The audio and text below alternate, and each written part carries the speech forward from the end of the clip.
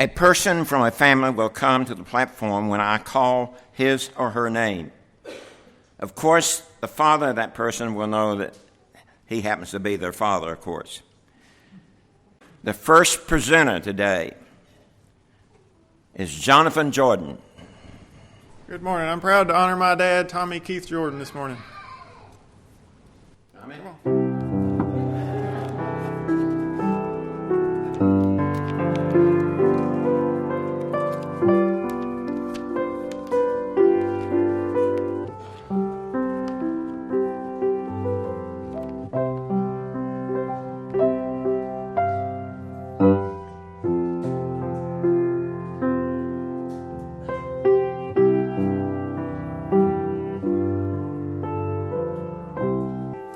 My dad was born in 1944, brother to Richard and Dolly, and grew up right down the road here on Apple Street.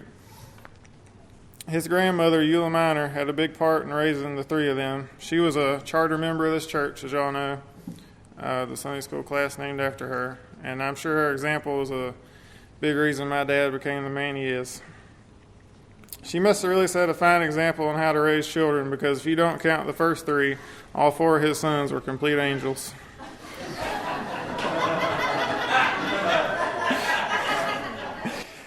Brian, JB, Michael, and me are proud to have a God-fearing, loving, caring, and patient man to call our dad. When you learn life lessons, it's not usually because somebody sat you down and said, I'm going to teach you something, like you were in a class. You learn things through another person's example. When I think about what my dad has meant to me, there are several unspoken lessons that come to mind, things like hard work and devotion. I'm grateful for all the years of hard work he put in at Kaiser Off and Sunoco to provide for all of us. Now, being a hard worker is pretty virtuous, but he also taught me a lesson on knowing your limits. If you fall asleep in the truck while in line at the drive-thru pharmacy, it might be a time to take a vacation. My dad taught me about devotion and faithfulness. His example of devotion to the Lord, his church, his family, and his job is something I always carry with me and keep in mind whenever times get tough and my faith wavers. James 1:25 says, But whoso looketh into the perfect law of liberty and continueth therein, he being not a forgetful hearer, but a doer of the work, this man shall be blessed in his deed. Whenever I think about what my dad has done that's made me most proud, I would guess it's also what makes his Lord the most proud, and that's sharing the gospel with people and helping others learn and grow in the Word by teaching Sunday school. I know that teaching the class with his granny's name on the door has been very special to him through the years. Something I'll never forget from growing up is how he was a witness and encouragement to people at work. He would come home and tell my mom about talking with the new guy at break time, asking him if he went to church, and talking with him about Jesus. I know that put a smile on the Lord's face, and it set a great example for my brothers and me. I'm very thankful for my dad on this Father's Day, and I hope that when his next grandson shows up in a few months that I can live up to his example. Thank you, Dad, and I love you. One other thing, Jonathan, come back. You messed up. Pretty soon he's going to be a father. What month? October. October. All right. Let's get him.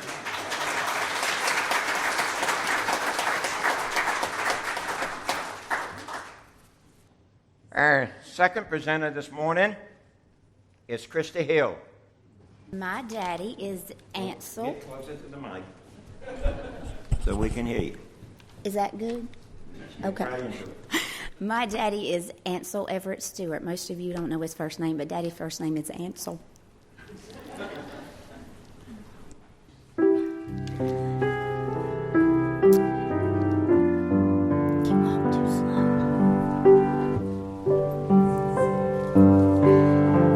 Daddy was born December 21st, 1946. He is the oldest of five. One of his brothers sitting right there.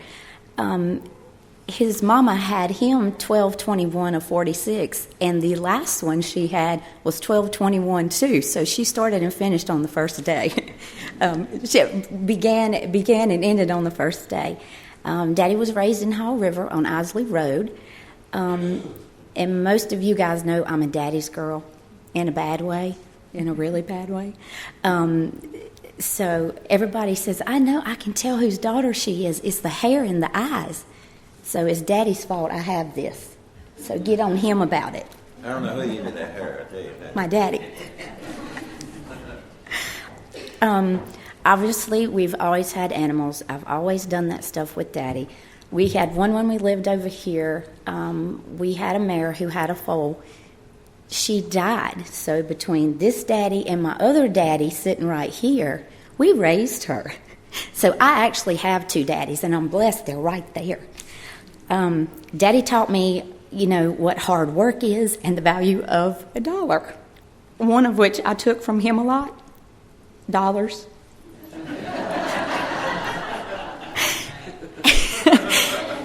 He sent me on a trip. We were out of dog food. This is when we had Shelly. And Daddy said, he gave me a 20. He said, run to 5 Points and get some dog food. Just get her some cans. So I did. Well, when I came back, I had 4 cans of dog food. Daddy said, where's my change? I said, they were $5 a piece. And he told that story many times. And I also have the kind of daddy who let me sell him the same jar of pennies like 3 times. And each time, some of the pennies were gone, but I charged him more. Daddy's deal is, Daddy says be kind and forgive everybody. Because Daddy is a peacekeeper. He's a peacekeeper. They called him the Reverend at work. And I'm thinking the older I get, I've been noted as the peacekeeper. So they say, you're just like your daddy. I'm like, thank you for the compliment. Daddy's the peacekeeper. Daddy keeps peace with everybody. And Mama's going to giggle with this one. She says that he's Noe 1 and I'm Noe 2. And if we don't know it, it's unnecessary. That's what... If Noe 1 doesn't know it and Noe 2 doesn't know it. Every time I don't know how to do something, I call Daddy. Even though I know he probably don't know how to do some of it, I call him anyway because he's my daddy and that's what I'm supposed to do. And those of you that know, when we lived on Dixon Swimming Pool Road, it was devastation to me when they would all go fishing. Preacher and Jab and Craig and Daddy and Gary. I was devastated because my daddy was leaving. And it was even worse if my other daddy was leaving. I sat on the yellow line on Dixon Swimming Pool Road and cried when they left. It was so bad. And so when Daddy was working with GKN and they would send him overseas, I was fine as long as he wasn't on a trip somewhere. So if Daddy was gone and Gary was gone too, Kim's laughing because she knows it. I was terrible because I said I had my 2 daddies there. So, it was when Preacher asked me to do this, I'm like, this is easy. You tell everything, Daddy says, if you can't fix it, pray about it. If somebody hurts your feelings, pray for them. If you don't like them, pray for them anyway, because that's all you can do. So that's what Daddy said. And it's just like I have always said, when Preacher told me to do Daddy, I immediately thought of you. Because I said, those are my 2 daddies. And so the funny thing is, when I would go to my proms, Gary would always take pictures. And there was inevitably the one of me in between them.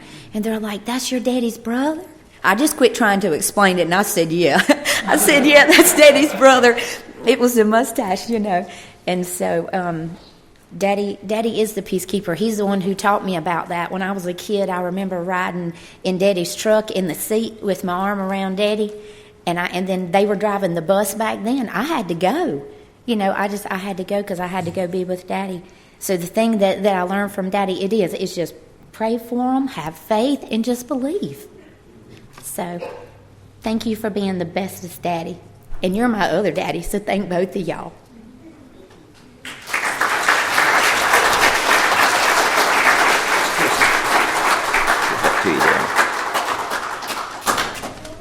Stay seated, Deborah. You want to take a picture? Hey, Preacher, something I'd like to add to that. When Christy was she's probably about 4 years old, like she said, she'd always cried to go with her daddy because he was leaving. And she she told me, she said, Mama, I love you the same as I do Daddy, but he just does more funner things.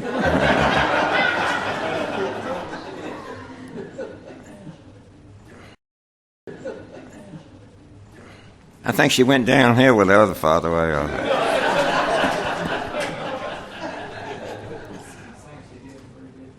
Let's give him a hand. We got to hurry up here now. Our next presenter is Wendy Cox. I don't know who her father is. Hey, brother-in-law. My daddy is Winford Cotton Wood. His middle name is Leondis. What's the middle name? Leondis.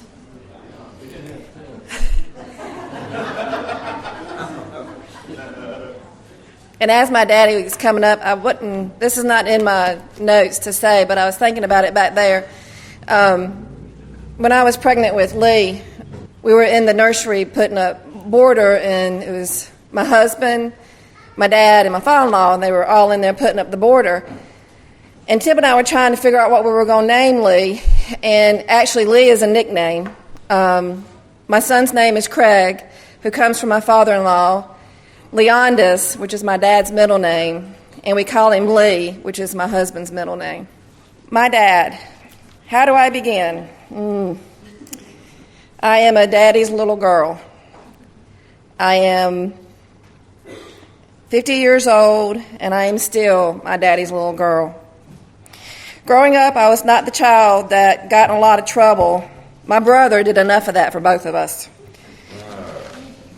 But I did get in trouble, and my main trouble was I had a tiny problem with telling the truth all the time.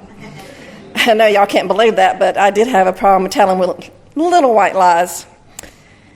Let me tell you about one of the episodes when we were living in Virginia Beach. I like to play with matches. One time, our bush caught on fire beside the house, and my dad asked me, "Did you do that?" "No, Daddy, not me." "Then how did the bush catch on fire?" "I don't know." We had some family staying with us, and my Uncle Wilson said, "Cotton, the bush just self-combusted." Daddy said, "Really?" Uncle Wilson kept me from getting the beating of my life that day. When I said we had family staying with us, most of you probably don't know that my daddy moved us away from North Carolina when I was 18 months old. And we didn't come back until I was 12 years old. It was actually the summer. I said I wasn't going to cry. After my granddaddy passed away. My mom was a stay-at-home mom, so Daddy had to do what was best for his family. We lived in Virginia Beach, then Florida, back to Virginia Beach, and back to North Carolina. And I hope, Daddy, I get this right. I'm going to brag on my daddy a little bit. My dad was a computer analyst. That was his career. And when we lived in Virginia Beach the second time, my dad worked on the naval base there. And my dad helped program the F-14 fighter jet, Dad? Programmed the computer of the F-14 fighter jet. I am very proud of my daddy. Probably one of the worst things that happened in my life growing up was when my grandfather's dog bit me in the mouth, and I had to have. They were actually visiting us from North Carolina, and we were living in Virginia Beach, and Inky was his name, was the dog's name, and I loved Inky, but for some reason Inky didn't like me that day. And he bit me on the mouth, and I had to go to the hospital and get 30 stitches. The one thing that I remember the most about this is that sometimes when you have traumatic things to happen, you run on adrenaline. My dad, if he even saw the sight of blood, would pass out. Not this day. My daddy, I remember going to the hospital. My dad says, "I'm going to kill that dog. I'm going to kill that dog. I'm going to kill that dog." My mom was saying, "Cotton, you can't kill the dog. It'll crush my daddy." But we got to the hospital, and it was very traumatic for me. All I could see was needles coming at my face and stuff. And my mom was too, but my daddy was right there with me. And I had to have plastic surgery and everything. And I remember my dad was wonderful through all that. Jeff and I grew up going to church every Sunday. Our dad is one of the most godly men that I know, and I'm thankful for the way that he has showed Christ to Jeff and I. My dad, when we lived in Virginia Beach, drove the church bus at our church every Sunday. We would sing songs on the church bus, and Daddy would just drive the bus, and he did it every Sunday and didn't complain about it at all. As I've gotten older, we have become closer than we ever have.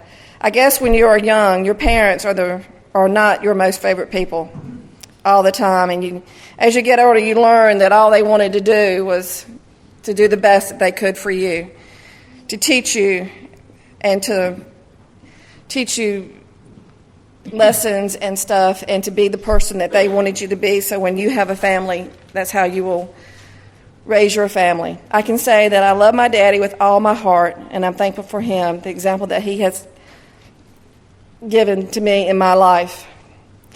As I was sitting back there and watching these families dedicate their babies and stuff, I told my best friend, I said, remember, take every day with that child, because you're going to turn around and that child's going to be gone. And I was thinking about my daddy, and probably one of I don't know if it was the worst day of my daddy's life or the best day of my daddy's life, is when he had to give me away and I was leaving his home.